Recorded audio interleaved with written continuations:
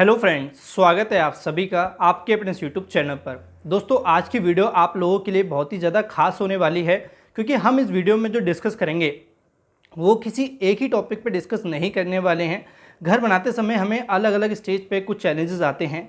जैसे कि इस वीडियो में अगर मैं बात करूं तो आप ही के द्वारा जो हमसे पूछे गए सवाल होते हैं कमेंट के माध्यम से, उन कमेंटों में हमें कुछ कमेंट ऐसी भी दिखाई देती हैं जो हमें लगता है कि ये बातें और लोगों के माइंड में भी डाउट आता होगा। इसीलिए हम इस वीडियो के माध्यम से ज़्यादा लोगों तक ये सारी जानकारी पहुंचाने की कोशिश करते हैं।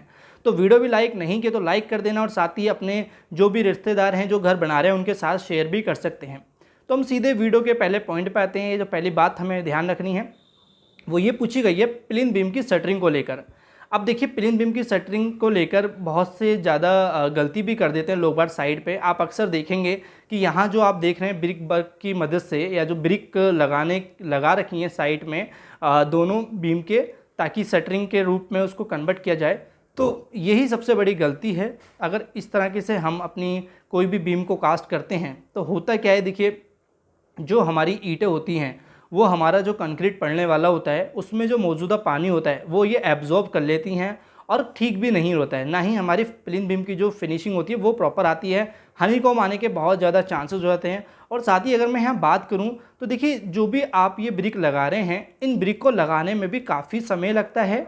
तो कहीं ना कहीं इसमें जो मेन पावर होती है वो भी ज़्यादा लगती है। अगर आप एज अ नॉर्मली जो शटरिंग के लेबर लगाते हैं, जो शटरिंग एज अ प्लाईवुड की शटरिंग हो सकती है, तो उसमें सिर्फ इतना होता है कि आपका थोड़ा चार चले जाता है, बट आपका प्लिन बीम भी प्रॉपर कास्ट हो पाता है, उसमें फिनिशिंग आपको प्रॉपर मिल पाती है। इन सभी चीज़ों से अगर देखा जाए दोनों के कंपैरिजन में बीम को, तो हमारा प्लिन बीम की शटरिंग का जो बीम होता है वो काफ़ी ड्यूरेबल और मजबूत होता है। तो ये गलती बिल्कुल भी ना करें। अगर हम दूसरे सवाल की बात करें तो वो है कॉलम की कास्टिंग हाइट को लेकर। देखिए, जब हम कॉलम अपने घर में बनाते हैं तो कुछ लोग क्या करते हैं कि 4 फीट का कॉलम कास्ट करते हैं, 4-4 फीट के जो उनके फर्मे होते हैं या शटरिंग की हाइट होती है उस तरीके से कास्ट करते हैं। और कुछ लोग क्या करते हैं कि वो 8 फीट या 8 फीट की पूरी एक हमारी क्या होता है, एक कॉलम की शटरिंग होती है, उसी से वो कास्ट कर देते हैं। तो पूछा गया सवाल ये है कि दोनों में से कौन सा सही तरीका है। तो देखिए, अगर मैं यहाँ बात करूँ, अगर आप कॉलम की हाइट जो है 8 फीट तक एक बार में कास्ट करते हैं तो होगा कि आपकी या तो एक ही जॉइंट आने वाला है, क्योंकि 8 फीट के बाद हो सकता है आपकी छत जो है वो 12 फीट पर हो, 11 फीट पर हो, तो उस हिसाब से आपको सिर्फ एक कॉलम में जॉइंट आने वाला है। बट अगर आप क्या करते हैं कि 4 फीट की हाइट को कॉलम कास्ट करते हैं तो करीब 3 से 4 जॉइंट आ ही जाते हैं। और हो सकता है कि आपके एक जॉइंट के बाद जो दूसरा कॉलम कास्ट करते हैं वो कहीं ना कहीं थोड़ा वेरिएशन हो जाए और प्रॉपर कास्ट ना हो, कुछ जॉइंट में गैप रह जाते हैं। ये सारी चीज़ें अगर आप ध्यान नहीं देते हैं तो इसलिए अगर आप 8 फीट भी कॉलम कास्ट करना चाह रहे हैं तो कोई प्रॉब्लम नहीं है, तो इसलिए आप कर सकते हैं, कोई दिक्कत वाली बात नहीं है। अब यहाँ पे तीसरा सवाल जो है वो है डॉक्टर फिक्सिट को लेकर। देखिए, डॉक्टर फिक्सिट हो सकता है, यहाँ पे कोई डॉक्टर फिक्सिट ही नहीं है, और भी केमिकल हो सकते हैं मार्केट में, अल्ट्राटेक का भी आता है, या और भी कंपनी के अदर कंपनी के हो सकते हैं जो लिक्विड केमिकल होते हैं, जिनको हम अपनी कंक्रीट में या मोटार जो मसाला प्लास्टर का होता है उसमें इस्तेमाल करते हैं। अब ये होता है क्या है, इसमें इस्तेमाल करने के लिए उन्होंने पूछा कि इसमें क्या डोज डालें हम और इसको कैसे डालना होता है। देखिए, कोई भी मार्केट में जो ILW होते हैं केमिकल होते हैं, वो हमें एक बैग में 200 ml डालना होता है, चाहे आप कंक्रीट के लिए बना रहे हैं, चाहे आप प्लास्टर के कोई मसाला है उसके लिए बना रहे हैं। अब ध्यान आपको ये रखना होता है, जैसे आप साइड पे एक बैग का मसाला बना रहे हैं तो आप पहले या तो इस तरीके से डालिए, जो भी आपको पानी रखना है उस पानी को उतना ही रखें जितना पानी आप उस एक बैग के मसाले को बना लें। उस पानी में आप 200 ml मिक्स कर सकते हैं, अलग से पानी आपको नहीं मिलाना है, वरना उसमें जो आपने रेशो मिलाया था वो गड़बड़ा जाता है। ऐसे ही आप कंक्रीट का जब अपनी मिक्सर मशीन बना रहे हैं तो उसमें भी आप 200 ml डाल सकते हैं एक बैग के मसाले में। तो ये आपको ध्यान रखना है कोई भी केमिकल इस्तेमाल करते समय, इस तरह के जो होते हैं ILW वाले। अब हम बात करेंगे नेक्स्ट सवाल की। तो वो ये पूछा गया था कि साइड पे अक्सर आपने देखा होगा जो सेफ्टी टैंक होते हैं, तो आपने ये चीज़ देखी होगी कि सेफ्टी टैंक में ज़्यादातर पानी भरा रहता है।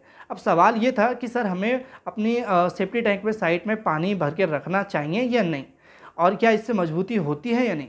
देखिए, मैं मजबूती को अलग साइड में रख देता हूँ। ज़रूरी नहीं है कि आपको पानी भर के रखना ही होता है।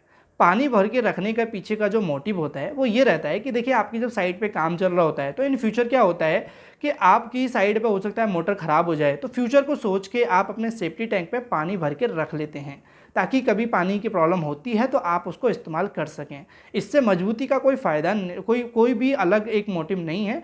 और होता है कि आपकी जो मोटार रहता है, प्लास्टर आप कर चुके हो, उसको भी अच्छे से तराई मिल जाती है। तो प्रॉब्लम नहीं है कि आप उसमें पानी भर के रखें तो कोई कमी आ सकती है, सीलन वगैरह आने के चांसेस हैं, ऐसा कुछ भी नहीं है। आप रख भी सकते हैं और नहीं भी रख सकते हैं। तो आई होप आपको ये क्लियर हुआ है।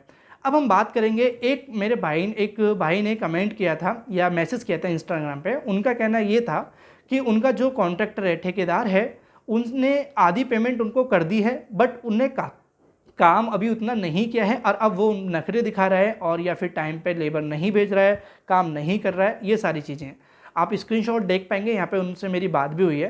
तो देखिए, यहाँ पे मैं कहना चाहूँगा, आपको अपनी साइड पे जो भी कॉन्ट्रैक्टर हायर करना है उसका प्रॉपर एग्रीमेंट बनाइए। आप अपने स्टेज बाय उसको पेमेंट करिए, जैसे प्लेन बीम पे आपको कितने परसेंट करनी है, स्लैब लेवल पे कितनी, डोर लेवल पे कितनी, प्लास्टर पे कितनी, ये सारी चीज़ें आप पहले ही इसमें लिख के नोट कर लीजिए और उस पर आप साइन ले लीजिए, दोनों के, अपने भी और उनके भी। इससे क्या होगा, आपके पास एज आ एग्रीमेंट के तौर पे डॉक्यूमेंट्स रहेंगे और आप उसको, ना तो वो आपसे ज़्यादा पेमेंट मांग पाएगा, ना ही आप उसको ज़्यादा पेमेंट देंगे। इसलिए दोस्तों, आप किसी भी हर कॉन्ट्रैक्टर की बात नहीं कर रहा हूँ, बट फिर भी ये चीज़ का ध्यान रखें, ऐसे बिना काम किए ज़्यादा आप पेमेंट ना करें। इस तरह के चैलेंज आगे चल के आते हैं। अब मैं नेक्स्ट बात करूंगा, वो है लिंटल बीम को लेके। देखिए, लिंटल बीम को साइड पे मैंने अक्सर बहुत सी गलतियां देखी हैं। कुछ लोग क्या करते हैं कि चौखट के ऊपर एक ईंट की लेयर लगा देते हैं, फिर लिंटल बीम को कास्ट करते हैं, वो भी गलत है। और साथ ही आपने लिंटल बीम में देखा होगा कि कॉलम में यूं ही जॉइन कर देती है, जैसे कि आपको वीडियो में दिख रहा है। इस तरह से आपको कभी भी नहीं करना चाहिए। अगर आपको ऐसा करना है तो ध्यान रखिए कि कॉलम में आप लिंटल बीम की जो सरिया है वो ड्रिल कर सकते हैं और उसके बाद उसको एंकर कर सकते हैं। देखिए, जहां आप देख पा रहे हैं यहाँ पे जो कॉलम नीचे से जा रहा था, देन उसके बाद इन्होंने प्लेन बीम, वो लिंटल बीम डाल दिया, फिर उसके बाद ऊपर से कॉलम कास्ट किया, तो कहीं ना कहीं जो नीचे से कॉलम आ रहा था उसकी जो बॉन्डिंग थी वो ब्रेक हो चुकी है। तो ये कॉलम की मजबूती पे भी काफ़ी असर पड़ेगा और बीम, जो लिंटल बीम डाला है, वो भी उतना मजबूत नहीं होगा। इसलिए आपको अगर ऐसा करना है तो कॉलम में ड्रिल कर सकते हैं लिंटल बीम की सरिया को। लिंटल बीम के ऊपर मैंने ऑलरेडी वीडियो डाली, तो जाके उसको देख सकते हैं। अब हम यह बात करेंगे, जो मेरे से क्वेश्चन ये भी पूछा गया है कि जो हम अपने स्टेयरकेस बनाते हैं घर में, एक तो हमारा बेस स्लैब वाला होता है और एक होता है जो हमारा चैन वाला जीना होता है। अब दोनों में से कौन सा सही रहता है? देखिए, अगर मैं सही की बात करूँ तो दोनों ही सही हैं। अब मजबूत की बात करूँ तो दोनों मजबूत है। अगर वेरिएशन दोनों का दिखा है तो चैन वाला स्टेयरकेस जो वो काफ़ी मजबूत होता है, क्योंकि उसमें क्या होता है, हमारी काफ़ी रेनफोर्समेंट का जो कंजप्शन होता है वो काफ़ी ज़्यादा होता है और ड्यूरेबल भी रहता है। बट आपको ध्यान रखना है, आपका बजट या इकोनॉमी देखा जाए तो उसमें ज़्यादा कंजप्शन हमारा आ जाता है जो हमारा चैन वाला जीना होता है। और भी चीज़ें ध्यान में रखनी होती हैं। इन दोनों के ऊपर मैं एक अलग से वीडियो बना दूंगा, क्योंकि बहुत सी बातें ध्यान रखनी होती हैं। तो इस वीडियो में अगर मैं बताता हूं तो काफ़ी बड़ी हो जाएगी, तो आप कमेंट में टाइप कर देना अगर आपको इनके दोनों का डिफरेंस चाहिए, तो मैं एक नेक्स्ट वीडियो डाल दूंगा। अब हम बात करेंगे, जो मेरे से पूछा है, वो पूछा है किचन की जो टाइल्स लगाते हैं। देखिए, किचन में जो टाइल्स लगती हैं, एक तो टाइल्स हमारी लगती हैं जो हमारे प्लेटफॉर्म होते हैं, जो वेस्ट स्लैब रहता है उसके ऊपर टाइल्स लगाते हैं, वो तो 2 से 2.5 फीट तक तो आपको मिनिमम लगानी चाहिए। और कुछ लोग क्या करते हैं कि जो भी हमारी घर की किचन की जो दीवारें होती हैं, 3-4 जो भी और पास में, उसमें अगर आपको लगानी है तो फिनिशिंग फ्लोर लेवल से 5 फीट से 6 फीट तक हाइट तक आप टाइल्स लगा सकते हैं। क्योंकि हमारे घर में जो भी किचन में काम होते हैं तो दाग धब्बे दीवारों पे ना लगते हैं, लग भी जाते तो प्रॉब्लम होती है, और टाइल्स लगाने के बाद होता है तो आप उसको ईजिली साफ़ कर पाते हैं। तो ये कुछ ऐसी ज़रूरी बातें थी जो कहीं ना कहीं बहुत ही ज़्यादा इंपॉर्टेंट है आपके लिए घर बनाते समय। आई होप आपको ये क्लियर हुआ है। इनकेस अगर इस वीडियो को रिगार्डिंग कोई डाउट रह गया है तो कमेंट में टाइप कर देना, वीडियो लाइक कर देना, चैनल सब्सक्राइब नहीं किया तो सब्सक्राइब भी कर देना। थैंक्स फॉर वॉचिंग वीडियो, मिलते हैं अपनी नेक्स्ट वीडियो पर।